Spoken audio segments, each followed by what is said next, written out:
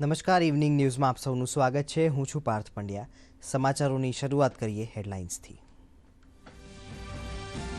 Rajkot gaming zone અગ્નિકાંડમાં આરોપી Dhaval ઠક્કરને court સમક્ષ કરાયો હાજર. કોર્ટે 10 જૂન સુધીના રિમાન્ડ મંજૂર, તો અન્ય આરોપીના 14 દિવસના રિમાન્ડ મંજૂર. જૂનાગઢમાં 4 ગેમ ઝોનને તો ગોધરા શહેરમાં પણ 3 સુપર સ્ટોર્સ, 2 થિયેટર, કાપડની 2 દુકાનો કરાઈ સીલ.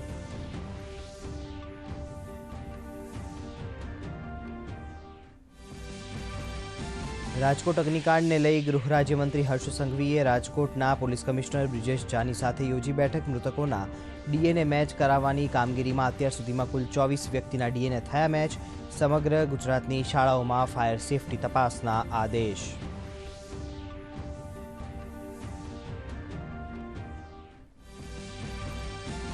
ઝારખંડના દુમકા અને પશ્ચિમ બંગાળના બારાસાતમાં નરેન્દ્ર મોદીએ સંબોધી જનસભા. કહ્યું, ઇન્ડી ગઠબંધન ગરીબ અને મધ્યમ વર્ગની કમાણી લૂંટવા ઈચ્છે છે. તો મલ્લિકાર્જુન ખડગેએ કહ્યું, ભાજપ ઈડી, આઈટી, સીબીઆઈનો હથિયાર તરીકે કરે છે ઉપયોગ.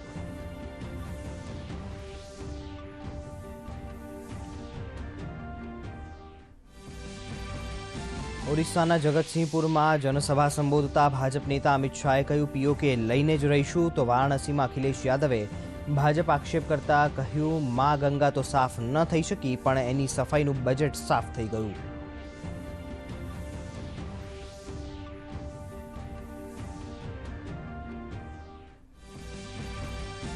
એક સમાચાર એજન્સીને આપેલ ઇન્ટરવ્યુમાં ભાજપના વરિષ્ઠ નેતા નરેન્દ્ર મોદી વિપક્ષ પર લગાવ્યા ગંભીર આરોપ. કહ્યું, 10,000 સંસ્થાનમાંથી SC, ST, OBCની જે અનામત હતી તે અલ્પસંખ્યકને આપી દેવાઈ.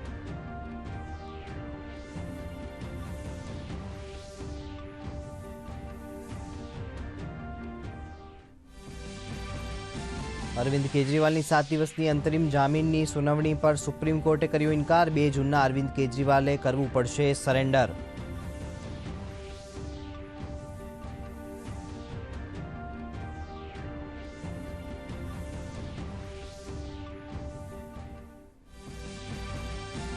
રેમલ ચક્રવાતે મચાવી તબાહી. મિઝોરમમાં પથ્થરની ખાણમાં ધસી પડતા 7 શ્રમિકોના મોત. તો આસામ અને મણિપુરમાં ચક્રાવાતના કારણે વરસાદ, જનજીવન થયું પ્રભાવિત, જાનમાલને નુકસાન.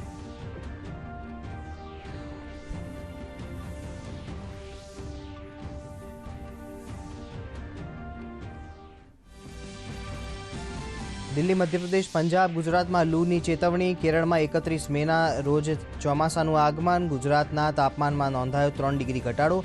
સુરેન્દ્રનગર જિલ્લામાં તંત્ર દ્વારા જાહેર કરાયું ઓરેન્જ એલર્ટ.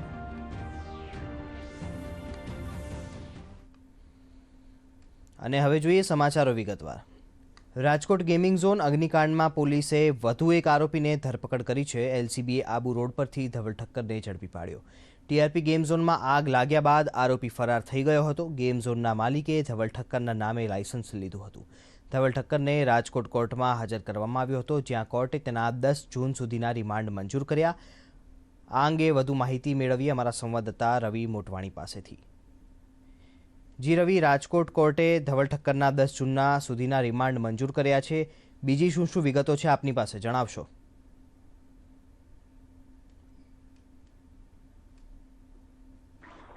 રવિ, આપને અવાજ આવી રહ્યો છે?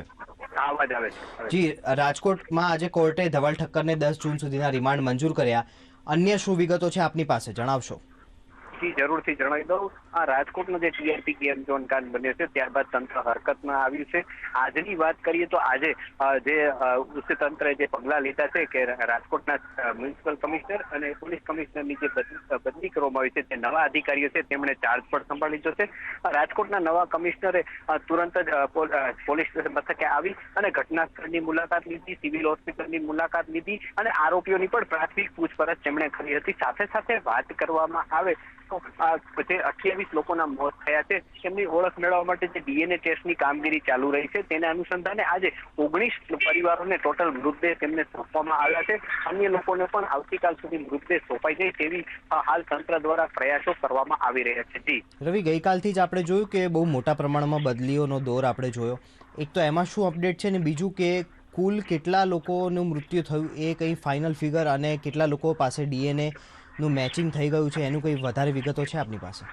જી જરૂરથી જણાવી દઉં, અત્યાર સુધી જે સત્તાવાર આંકડો આવે છે તે 28નો જ આવે છે અને વાત કરીએ ડીએનએ ટેસ્ટની તો અત્યાર સુધી 19 લોકોના ડીએનએ ટેસ્ટ જે મેચ થયા છે તેમના મૃતદેહ પણ તેમના પરિવારને સોંપવામાં આવે છે.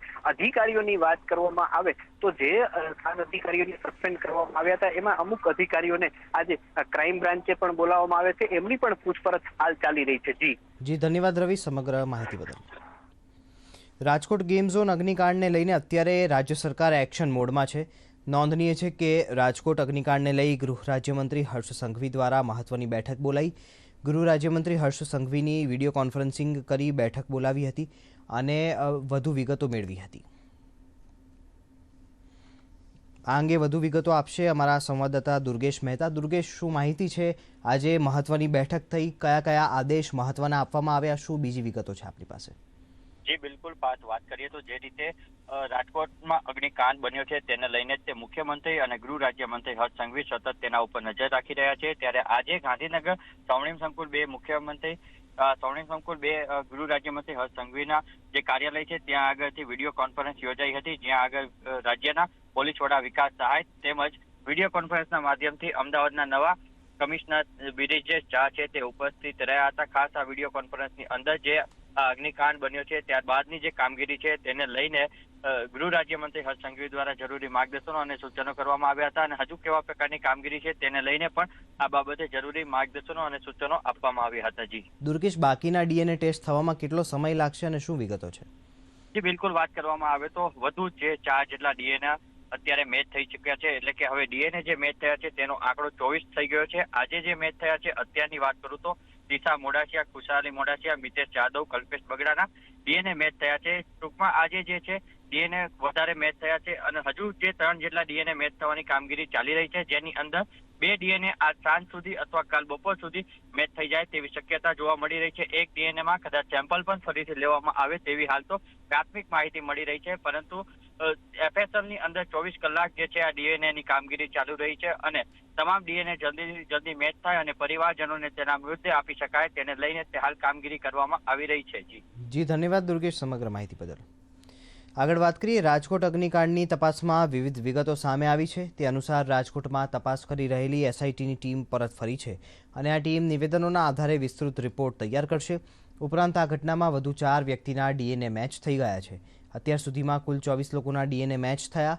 તીસા મોડાસિયા, ખુશાલી મોડાસિયા, મિતેશ જાદવ, કલ્પેશ બગડાના ડીએનએ મેચ થઈ ગયા છે. આ ઘટનાના ઘેરા પ્રત્યાઘાતને પગલે રાજ્યમાં તમામ ગેમ ઝોનની તપાસ પણ પૂર્ણ કરવામાં આવી છે અને સૌથી વધુ અમદાવાદમાં 34 ગેમ ઝોન સીલ કરવામાં આવ્યા છે.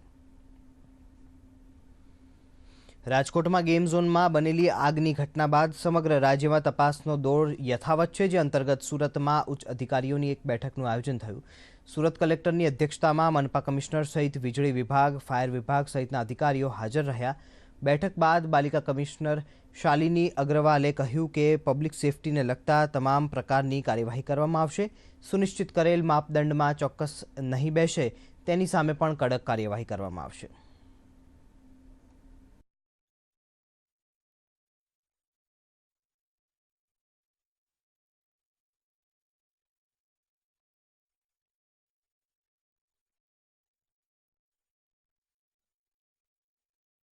એક મીટિંગ યોજવામાં આવેલ હતી અને સરકારશ્રીની સૂચના પ્રમાણે હવે આગામી દિવસોમાં જે કામગીરી કરવાનું છે એમનું એક એક્શન પ્લાન અત્યારે બનાવવામાં આવ્યું છે. કાલથી જ કામગીરી ઓલરેડી ચાલુ થઈ ગઈ છે, પણ બધા વિભાગો મળીને પબ્લિક સેફટીના રિલેટેડ જેટલા પણ એનઓસીઝ અને મંજૂરીઓ હોય છે અને જેટલી પણ કામગીરી હોય છે એ સમગ્ર શહેરમાં અને એમનું ઝુંબેશ સ્વરૂપમાં ચકાસણી કરવામાં આવશે. તમામ જગ્યાઓ જે તુરંત ટીમ સારી રીતે એકબીજા સાથે કોઓર્ડિનેટ કરીને કે ફાયરના બાબતમાં જો એ પબ્લિક ક્રાઉડિંગ અને પબ્લિક સેફટી બારામાં જેટલા મેઝર લેવાના છે એના ચેકિંગ કરવા માટે જો ટીમો બની ગઈ છે. કોઈ કચાશ રાખ્યા વગર જો કામગીરી સમગ્ર ટીમો એ કોઓર્ડિનેટેડ એફર્ટ કરશે જો એના માટે આજના મીટિંગ હતી. રાજકોટની ઘટના બાદ આજરોજ મહીસાગર જિલ્લા કલેક્ટર નેહા કુમારીના આદેશ અનુસાર સમગ્ર જિલ્લામાં ફાયર સેફટીનું ચેકિંગ કરવામાં આવ્યું, જેમાં લુણાવાડામાં આવેલ મલ્ટીપ્લેક્સ, શોપિંગ મોલ, હોસ્પિટલ તેમજ કમર્શિયલ કોમ્પ્લેક્સમાં ચેકિંગ કરવામાં આવ્યું હતું અને ફાયર સેફટી અંગે સમજણ પણ આપવામાં આવી.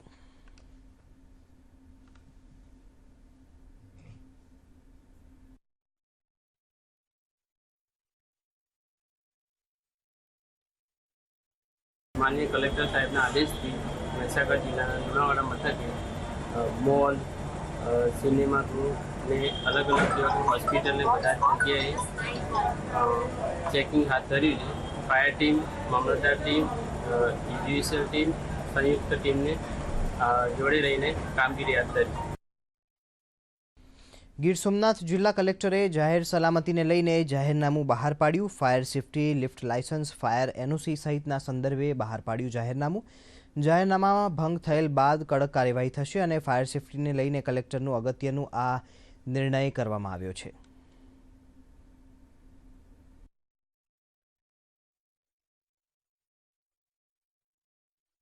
આજે હમણાં ડ્રાઈવ આપણે રાખીએ જેના ઉપરથી મને એવો વિચાર આવ્યો કે ભાઈ આવી રીતે એક ડિસ્પ્લે કરાવીએ કે ભાઈ જે સ્પર્શતા મુદ્દા છે કે ફાયરનો છે તો એમાં લખે કે ભાઈ મારું ફાયર સર્વિસ આ તરફનું છે, આ તરફનું રિન્યુ છે. લિફ્ટ તો લિફ્ટ પણ મેં ઓલરેડી સર્ટિફાઈ કરાવી છે. ઇલેક્ટ્રિફિકેશન તો મેં વેરીફાઈ કરાવ્યું છે. સીસીટીવી તો મેં લખેલા છે અને વિકાસ પણ અંગે લીધે છે અને બિલ્ડિંગ યુઝ પરમિશન પણ અમે જે તે લીધે છે. એ આ કોઈને ડિસ્પ્લે કરવાનું રહેશે, લોકો જોઈ શકે એવી જગ્યાએ એને ડિસ્પ્લે કરવાનું રહેશે જેથી જે પ્રજા જે જાય છે એને ખબર પડે કે ભાઈ આ હું જે જગ્યાએ જાય છે એ જગ્યા સેફ છે અને કોઈ અકસ્માત કે એવું બનવાની શક્યતાઓ નહીવત છે. લોકસભા ચૂંટણીના અંતિમ તબક્કાના પ્રચાર માટે ભાજપના વરિષ્ઠ નેતા નરેન્દ્ર મોદીએ ઝારખંડના દુમકામાં જનસભાને સંબોધિત કરતા કોંગ્રેસ તથા જેએમએમ ઉપર આકરા પ્રહાર કર્યા અને કહ્યું કે જેએમએમ અને કોંગ્રેસ ઝારખંડને દરેક રીતે લૂંટી રહ્યા છે, ભ્રષ્ટાચારે માજા મૂકી છે. નરેન્દ્ર મોદી ઝારખંડના ઉપરાંત પશ્ચિમ બંગાળમાં જનસભાઓ ગજવી તેમજ રોડ શો કરશે. પશ્ચિમ બંગાળની ઉત્તર કોલકાતા બેઠક માટે ભાજપના ઉમેદવાર તાપસ રોયના સમર્થનમાં પણ તેઓ હતા. ઉપરાંત તેઓ સુભાષચંદ્ર બોઝની પ્રતિમાને પુષ્પાંજલિ પણ અર્પિત કરશે અને રોડ શો કરશે.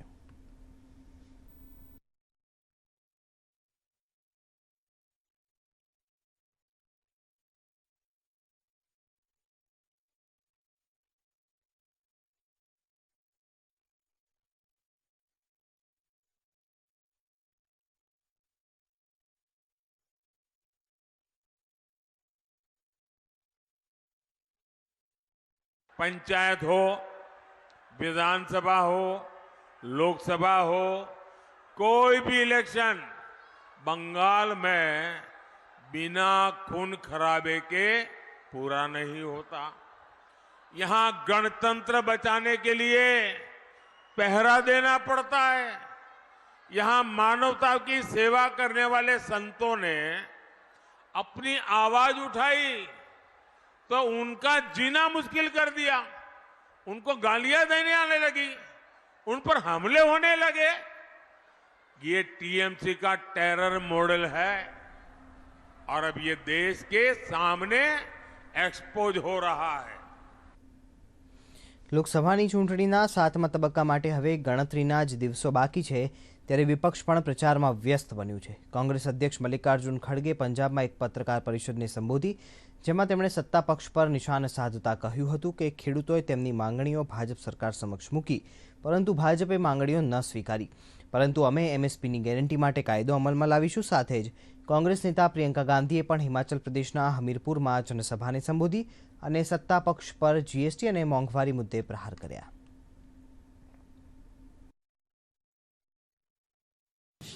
इस देश में अमन, चैन, तरक्की सब रहना चाहिए, लेकिन ये सब खत्म करने वाले लोग जो हैं वो मोदी जी के कमरे में बैठे हैं, मोदी जी के साथ है.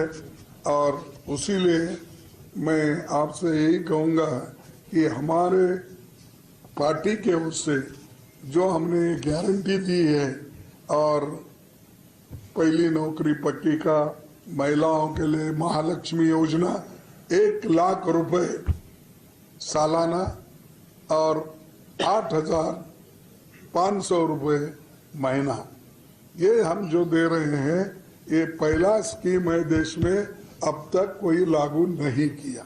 देश का कोयला, देश के बंदरगाह, देश के हवाई अड्डे, देश का पावर, देश की बिजली सब बड़े बड़े खरबपति को दे दिए. जो इतने बड़े सरकारी कारोबार होते थे जिससे रोजगार मिलता था, स्थायी रोजगार मिलता था. एक जमाने में जो बुजुर्ग बैठे हैं बताएंगे, सबको सरकारी नौकरी चाहिए होती थी क्योंकि पेंशन मिलता था, पेंशन भी खत्म कर दिया. यहाँ हम ओपीएस, हमने कहा हम ओपीएस लागू करेंगे. पुराना पेंशन देंगे। इसको सुनते ही वो चिढ़ गए। ભાજપના વરિષ્ઠ નેતા નરેન્દ્ર મોદીએ લોકસભાની ચૂંટણીના અંતિમ તબક્કા અગાઉ એએનઆઈને આપેલા ઇન્ટરવ્યૂમાં આરક્ષણના મુદ્દે વિપક્ષ પર પ્રહાર કર્યા।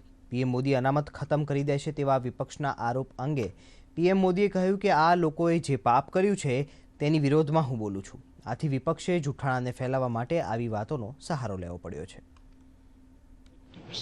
सचेत करना है मेरे एससी, एसटी, ओबीसी और अति पिछड़े भाई बहनों को, क्योंकि इनको अंधेरे में रख करके ये लोग लूट चला रहे हैं। और चुनाव एक ऐसा समय है कि जो सबसे बड़ा संकट आ रहा है उससे देशवासियों को मुझे जागरूक करना चाहिए।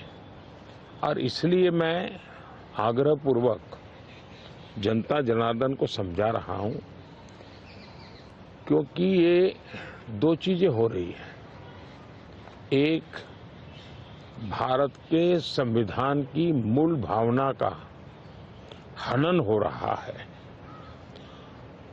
संविधान की मर्यादाओं को तार तार कर दिया जा रहा है, और वो भी अपनी वोट बैंक की राजनीति के लिए।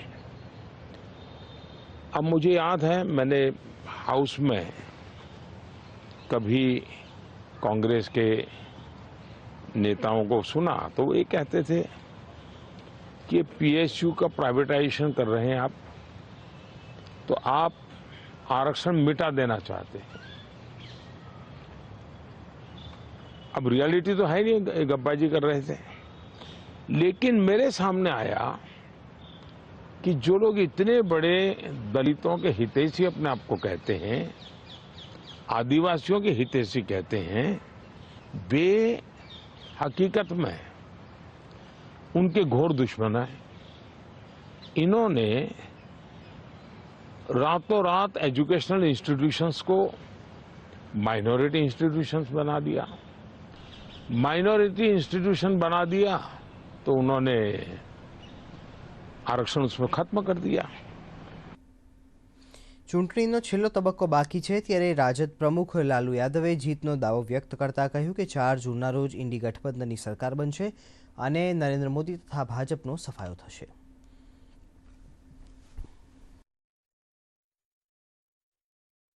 इंडिया गवर्नमेंट बनेगी, नरेंद्र मोदी का सफाया हो गया। इसलिए ये बोल रहा कि हम ऊपर से अवतार हैं, अवतार हैं तो अवतार है। संविधान बचाओ, देश बचाओ, आए तो यहाँ 100% है। અને હવે જોઈએ આજના મુખ્ય રાજનૈતિક સમાચારો ચૂંટણીલક્ષી હલચલમાં। ભાજપના સ્ટાર પ્રચારક યોગી આદિત્યનાથે આરજેડી અને કોંગ્રેસ પર કર્યા પ્રહાર। કહ્યું આરજેડી અને કોંગ્રેસની સરકારે બિહારમાં ઓળખ માટે પણ સંકટ ઊભું કરી દીધું હતું। લાલુ યાદવ હજુ પણ તમને ફાનસના યુગમાં લઈ જવા માંગે છે, કારણ કે તેઓ ઈચ્છે છે કે ત્યાં અંધકાર હોય જેથી અંધારામાં લૂંટ વધે। लेकिन लालू जी की आरजेडी आज भी आपको लालटेन युग में ले जाना चाहती है, लालटेन युग में ले जाना चाहती है, क्योंकि वह चाहते हैं अंधेरा रहे। अंधेरा रहेगा तो अंधेरे में ही डकैती पड़ेगी। તો બીજી તરફ આરજેડી નેતા તેજસ્વી યાદવે કહ્યું જ્યાં ભાજપ શાસિત રાજ્યો છે ત્યાં કાયદો અને વ્યવસ્થા ખૂબ જ ખરાબ સ્થિતિમાં છે। તેમના શાસનમાં दोषियों સામે કાર્યવાહી પણ કરવામાં આવતી નથી। लॉ एंड ऑर्डर जो है जब से एनडीए की सरकार आई है तब से बद से बदतर होती जा रही है। इन लोगों का प्रशासन पे कोई कंट्रोल नहीं रह गया। आप नेता अरविंद केजरीवाले पंजाबમાં પ્રચાર દરમિયાન ભાજપ પર કર્યા પ્રહાર। કહ્યું અમિત શાહે કહ્યું હતું કે 4 જૂન પછી પંજાબ સરકારને ખતમ કરી દેવામાં આવશે અને ભગવંત માનને મુખ્યમંત્રી પદેથી હટાવી દેવામાં આવશે। જો તમે પંજાબીઓ પાસેથી પ્રેમથી મતદાનની અપીલ કરતા તો તેઓ મત આપતા પર ખરા, પરંતુ ધમકી સાથે વાત કરશો તો તમારી મુશ્કેલીઓ વધી જશે। 4 जून के बाद पंजाब की सरकार खत्म कर दी जाएगी और भगवंत मान को सीएम के पद से हटा दिया जाएगा। कैसे करेंगे? 92 सीट है हमारी, 117 में से 92 सीट है। खुलेआम धमकी देके जा रहे हैं। તો બીજી તરફ ભાજપ નેતા નાયબસિંહ સૈનીએ કહ્યું, પંજાબના લોકો વિકાસ ઈચ્છે છે. આજે લોકોને સ્પષ્ટ દેખાઈ રહ્યું છે કે જો પંજાબને આગળ લઈ જવું હોય તો પ્રધાનમંત્રી મોદીને મજબૂત બનાવવા પડશે. આજે દેશની જનતા પ્રધાનમंत्री मोदी સાથે ઊભી છે. लोगों का शोषण करने का काम ये सरकारों ने किया है. अगर आज लोगों को ये स्पष्ट दिखाई दे रहा है कि अगर पंजाब को हमने आगे बढ़ाना है तो नरेंद्र मोदी जी जैसे व्यक्ति को हमने मजबूत करना पड़ेगा. દિલ્હી આપ નેતા આતિશી સામે માનહાનિનો કેસ કરવામાં આવ્યો સ્વીકાર. દિલ્હી ભાજપ નેતા પ્રવીણ શંકર કપૂર દ્વારા અરવિંદ કેજરીવાલ અને આતિશી સામે માનહાનિનો કેસ કરવામાં આવ્યો હતો. આપ નેતા આતિશીને 29 જૂનના રોજ કોર્ટમાં હાજર રહેવા માટે સમન આપવામાં આવેલ છે. આપ નેતા આતિશીને આપવામાં આવેલ સમન મુદ્દે નવી દિલ્હી લોકસભા બેઠકના ભાજપ ઉમેદવાર બાસુઈ સ્વરાજે કહ્યું, આતિશીએ 27 જાન્યુઆરીએ એક ટ્વીટ કર્યું હતું અને 2 એપ્રિલે એક પ્રેસ કોન્ફરન્સ કરી હતી, જેમાં કોઈપણ તથ્યો વિના ભાજપ પર આરોપ લગાવવામાં આવ્યો હતો. તેમણે કહ્યું હતું કે તેમને ભાજપ તરફથી ઓફર મળી છે. હવે આતિશીએ 29 જૂનના રોજ જવાબ આપવો પડશે. उनका जो 27 जनवरी 2024 का ट्वीट है उस पर भी और जो 2 अप्रैल को इन्होंने प्रेस कॉन्फ्रेंस कर भाजपा पे बिना किसी तथ्यों के मनगढ़ंत आरोप जो इन्होंने लगाए थे कि इनको भी ऑफर मिला है भाजपा ज्वाइन करने का, अब इनकी जवाबदेही बनती है. ઉત્તર પ્રદેશના દેવારિયામાં સમાજવાદી પાર્ટીના વડા અખિલેશ યાદવે કહ્યું, આ ચૂંટણી ફક્ત આપણા માટે જ નહીં પણ આપણી આવનારી પેઢીઓના ભવિષ્ય માટે પણ છે. રોટી, કપડાં અને મકાન પણ સૌથી પહેલા આપણે બંધારણને બચાવવાનું છે. ये इस संविधान हमारी संजीवनी है. मैं अपनी बात को कहता हुआ खत्म करता हूं कि रोटी, कपड़ा और मकान, लेकिन सबसे पहले हमें बचाना है संविधान. તો વધુ મહત્વપૂર્ણ સમાચારો જોઈએ એક નાનકડા બ્રેક બાદ. फूल वाला, कैटरिंग वाला, बैंड वाला, हालो भाई. बैंड वाक्षे पप्पा, जो गड़बड़ थी तो गया पैसा. अरे नहीं रे, बैंक संभाળી લેશે. કઈ રીતે? મેં પોઝિટિવ પે સિસ્ટમ પર રજીસ્ટર કર્યું છે. બેંકને ચેક્સ અને બેનિફિશિયરીઝની જાણકારી આપી દીધી છે. બેંક ચેક કરશે, તપાસ કરશે, ડિટેલ્સ મેચ નહીં તો ક્લિયરન્સ નહીં. અચ્છા, લાવો મને આપો. ફોટો વાળા, લાઈટ વાળા, મંડપ વાળા. આરબીઆઈ કહે છે જાણકાર બનો, સતર્ક રહો. બિલકુલ સાચું કહી રહ્યા છે. આપ સૌનું સ્વાગત છે. હાલ વચગાળાના જામીન પર મુક્ત થયેલ દિલ્હીના મુખ્યમંત્રી અરવિંદ કેજરીવાલની વચગાળાની જામીન અરજીની મુદત લંબાવવાની સુપ્રીમ કોર્ટમાં અરજી ફગાવી દેવામાં આવી. અરવિંદ કેજરીવાલને હેલ્થ માટે કેટલાક જરૂરી ચેકઅપ કરાવવાના હોવાથી તેમની જામીન લંબાવવા માટે અરજી કરવામાં આવી હતી, પરંતુ વેકેશન બેન્ચના ન્યાયાધીશે હાલ તેમની અરજી પર તાત્કાલિક સુનાવણી કરવાનો ઇનકાર કર્યો અને આ મુદ્દે ચીફ જસ્ટિસ ઓફ ઇન્ડિયા સમક્ષ ફરી એકવાર અરજી કરવા આદેશ આપ્યા હતા. આગળ વાત કરીએ, ચક્રાવત રેમલ દેશમાં ભારે તબાહી મચાવી છે. મિઝોરમમાં આઇઝોનમાં પથ્થરની ખાણ ધસી પડતા 7 શ્રમિકોના મૃત્યુ થયા અને ઘણા શ્રમિકો કાટમાળમાં દબાઈ ગયા છે. પોલીસના જણાવ્યા મુજબ સતત વરસાદને કારણે આ દુર્ઘટના બની, જ્યારે અધિકારીઓએ જણાવ્યું હતું કે વરસાદને કારણે મિઝોરમમાં ઘણી જગ્યાએ ભૂસ્ખલન પણ થયું અને કેટલાક આંતરરાજ્ય હાઈવે પણ બંધ થઈ ગયા. વરસાદને કારણે સ્કૂલોમાં પણ રજા આપવી પડી. મણિપુર અને અસમમાં પણ ભારે વરસાદથી લોકોની મુશ્કેલી વધી છે. બીજી તરફ હવામાન વિભાગે દિલ્હી, પંજાબ, હરિયાણા, ઉત્તર પ્રદેશ, મધ્યપ્રદેશ, ગુજરાતમાં ગરમીનું રેડ એલર્ટ જાહેર કર્યું છે. સાથે કેરળમાં 31 મેના રોજ ચોમાસાના પ્રારંભ થવાની શક્યતા પણ હવામાન વિભાગે કરી. હવામાન વિભાગે આ વર્ષે સામાન્ય કરતાં વધુ વરસાદની આગાહી કરી છે. હવામાન વિભાગની આગાહી મુજબ આજથી રાજ્યમાં તાપમાનમાં ઘટાડો થશે. તાપમાનમાં 2 થી 3 ડિગ્રીનો ઘટાડો થશે તેવું જણાવવામાં આવ્યું. હાલ પશ્ચિમથી દક્ષિણ પવન 25 થી 30 કિલોમીટરની ઝડપે ફૂંકાતા તાપમાનમાં ઘટાડો થશે. સાથે દરિયામાં ડીપ સ્ટીપ પ્રેશર બનતા આગામી 5 દિવસ માછીમારોને દરિયો ન ખેડવા સૂચના આપવામાં આવી. સાથે જ આ વર્ષે દેશમાં 106% વરસાદ થવાની શક્યતાઓ છે. સાથે જ ગુજરાતમાં સામાન્ય કરતાં વધુ વરસાદ વરસશે.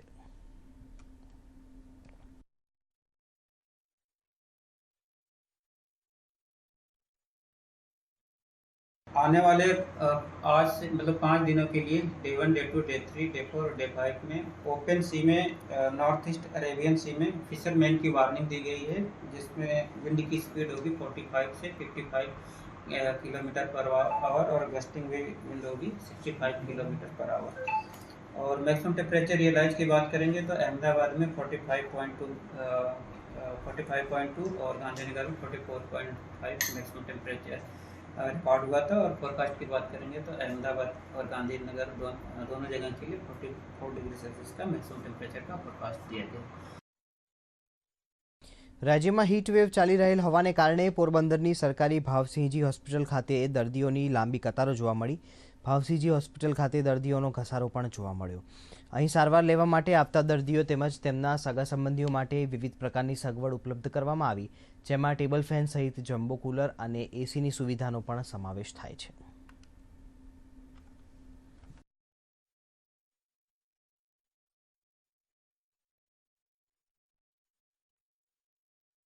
અત્યારે અમારે ત્યાં સારી સગવડ ઊભી કરવામાં આવેલી છે અને બે અમે એ કન્ડિશન ત્યાં મૂક્યા છે. બે જમ્બો એર કુલર મુકાયા છે, લેડી પેસેજ એરિયામાં એક મુકાયા છે ને કેશ વિન્ડો પાસે એક ને આઈસીયુ વોર્ડ છે ને આના પેસેજમાં એક, એટલે દર્દીઓને હોસ્પિટલમાં આવે તો ખાનગી હોસ્પિટલ કરતાં સારી સગવડ મળી રહે.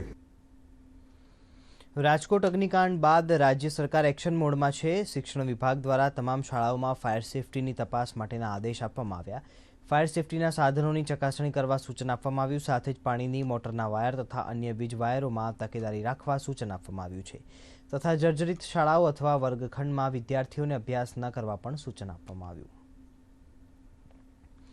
બાલાસિનોર તાલુકાના જમિયતપુરા ખાતે આવેલા ખાનગી કંપનીની ડમ્પિંગ સાઇટને કાયમી ધોરણે બંધ કરવા હુકમ આપવામાં આવ્યો. નાયબ કલેક્ટર અને સબ ડિવિઝનલ મેજિસ્ટ્રેટ હિરેન ચૌહાણે પ્રદૂષણના કારણે લોકોના સ્વાસ્થ્યને જોખમાતું હોવાથી આ સાઇટને બંધ કરવાનો આદેશ આપ્યો. ડમ્પિંગ સાઇટના કારણે કૂવાઓમાં દુર્ગંધયુક્ત કેમિકલવાળું પાણી આવતું હતું. આ સાઇટને બંધ કરવામાં આવતા ગ્રામજનોમાં ખુશીનો માહોલ જોવા મળ્યો.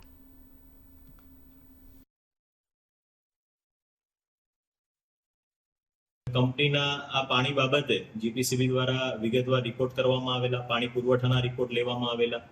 કંપની દ્વારા કોઈ પણ નક્કર પરિણામલક્ષી કાર્યવાહી ન કરવામાં આવતા અમે સીઆરપીસી અંતર્ગત કામગીરી ચાલુ કરેલ અને કંઈ પણ સ્પષ્ટ ખુલાસો એમના દ્વારા ન મળ્યો હોય અમે 138 હેઠળ કંપનીને કાયમી બંધ કરવા માટે હુકમ કરેલ છે. જે નુકસાન કરતા હતું એને ધ્યાનમાં લઈ અને જીપીસીબીના રિપોર્ટના આધારે એને કાયમી ધોરણે બંધ કરવાનો જે આદેશ આપેલો છે એ બદલ અમે ગુજરાત સરકાર તેમજ એસડીએમ સાહેબ, મામલતદારશ્રી તેમજ તમામ અધિકારીગણ બધાનો હૃદયપૂર્વક આભાર માનીએ છીએ.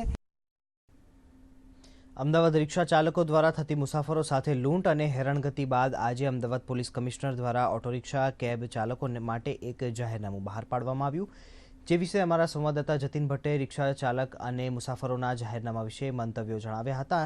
આવું જોઈએ શું કહે છે રિક્ષા ચાલકો અને મુસાફરો. અમદાવાદ પોલીસ કમિશનર દ્વારા જાહેરનામું બહાર પાડવામાં આવ્યું છે ઓટો રિક્ષા ચાલકોને લઈને. તે અંતર્ગત 29/5થી એટલે કે આવતીકાલથી આ જાહેરનામાનો અમલ દરેકે ફરજિયાત કરવાનો રહેશે, જે અંતર્ગત દરેક રિક્ષા ચાલકોએ પોતાના સીટની પાછળ પોતાનું નામ, વાહન માલિકનું નામ, ડ્રાઈવરનું નામ અને પોલીસ હેલ્પલાઇનના નંબરો લખવા જરૂર છે. કારણ કે બહુ સારું કહેવાય, પેસેન્જરની બી સુરક્ષા, આપણી પોતાની બી સુરક્ષા ને જે વ્હીકલો ચોરી થઈ જતા હતા એ હવે ના થઈ શકે. કારણ કે કોઈ બી ટ્રાફિક પોલીસવાળા ઊભી રાખીને કોઈ પાછળ નેમ પ્લેટ જોવો અને એમનું લાઇસન્સ જોવો એટલે તરત ખબર પડી જાય કે ભાઈ આ ગાડી તારી નથી. આમ કહેવા જઈએ તો બહુ સારું છે, કારણ કે સુરક્ષા માટે ખાસ કરીને જે બહારના મુસાફરો છે જે રાત્રે આવતા હોય એમને એક સેફટી માટે ઘણું નવું સારું પગલું આપ્યું છે સરકારે.